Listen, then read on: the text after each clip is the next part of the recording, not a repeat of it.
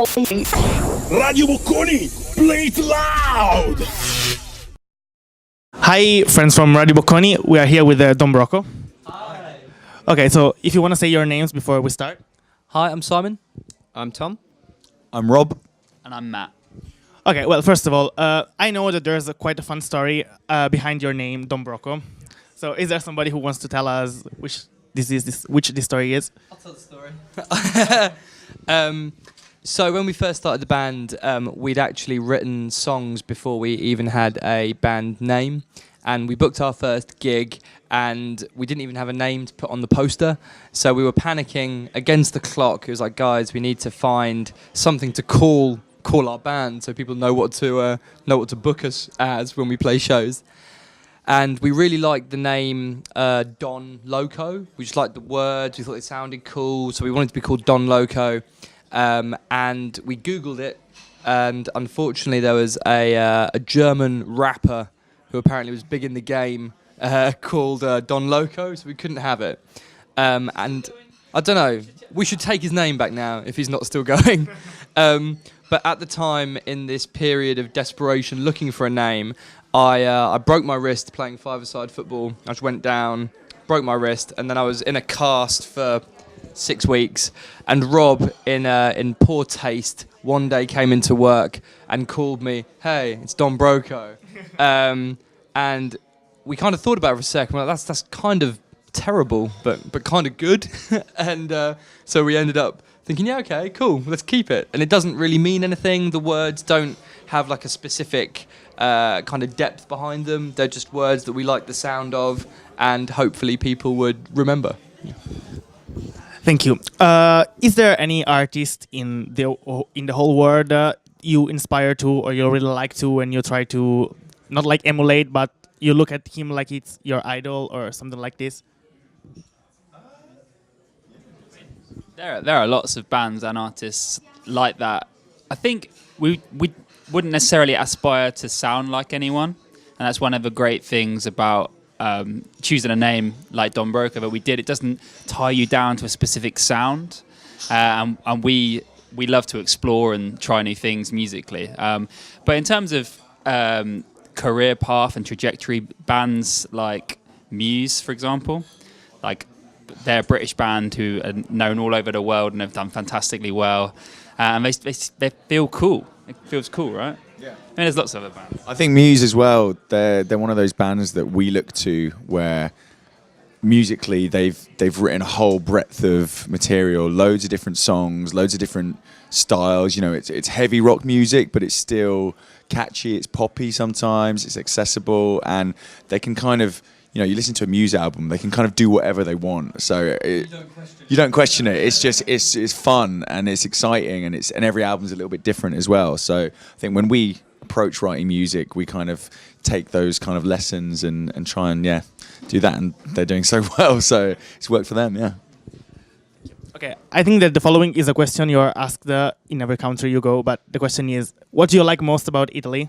And if we were talking about this before, but if you can tell us something about when you played in the arena, which is one of the most beautiful places in Italy to play a concert, what were your feelings and your emotions? One of the things that I think we like most about Italy is Rob has some Italian heritage. Our second favourite thing, apart from Rob, is the coffee. You guys have got great coffee. Like, love coming to Italy. Love even stopping at like a service station on the motorway. In England, you stop at a service station and the coffee's rubbish. You know, it's Starbucks or whatever. You stop at a service station here and it's boom, espresso bar. Everyone just nailing great quality coffee. It's wicked. So we're a big fan of the coffee in Italy. And yeah, the Arena di Verona. I mean, Verona was one of the first Italian shows we actually played ever. And we were really spoilt by going into such a beautiful city and getting to play such an incredible venue. Like, was it the first Italian show we played? No, we had. Oh, no, we played Bring Me Horizon, didn't we? Yeah. First arena show we played in Italy. And I mean, it's mind-blowing. I don't think we could ever play another venue which will have, in the world, that will have as big an impact as that had on us getting to play that arena. You know, something so historic and grand, and knowing that, you know, there have been people people killed in there for entertainment. You know, gladiators, and then, you know, every kind of era has, you know, embraced a different kind of entertainment style, whether it's gladiators or, you know, now pop rock in, you know, an arena. It's just crazy. It blows your mind to think about it, and it was very special. Yeah. I think, you know, the fact I mean, that was quite early on in the tour. We did that, and it almost spoilt us for the rest of the arena shows as well, because, you know, it's very different. Sometimes you play a normal venue, and, you know, it can be an amazing show, and you walk into arenas, sometimes it's a little bit harder to get that extra special show feeling, because they're so big. It's so hard to find that connection with the people right at the back of the place. But in Verona, you know, you could see everyone. It was a beautiful sunny day.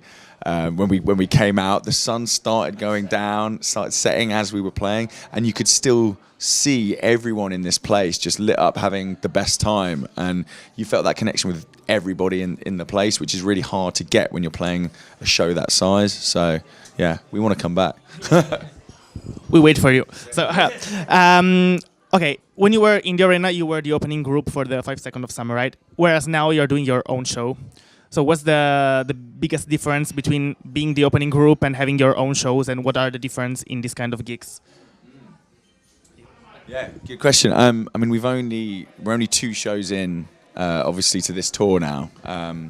We did, Madrid last night. I know we had a day off, didn't we? So we did Madrid and Barcelona, and you know, obviously they're a bit smaller, the shows. You know, we're the first shows in Europe we're doing, so we're not the arenas just yet. But the difference, you know, in having a crowd that are there just for you it's an amazing feeling when you walk on stage and you know everyone's there for you and they know all the words. You know, it's, as a support band, you're there. A lot of people, it'll be the first time they've ever seen you. And, you know, they might be having a good time, but they don't know the songs. But to play to people who know the songs, and the shows we've had so far, it's just been an incredible reaction, in the sense, you know, we're playing old songs from our first album that you wouldn't expect people to maybe know, and they still know all the words. So you come off the stage feeling kind of like even more fulfilled, I guess. Yeah.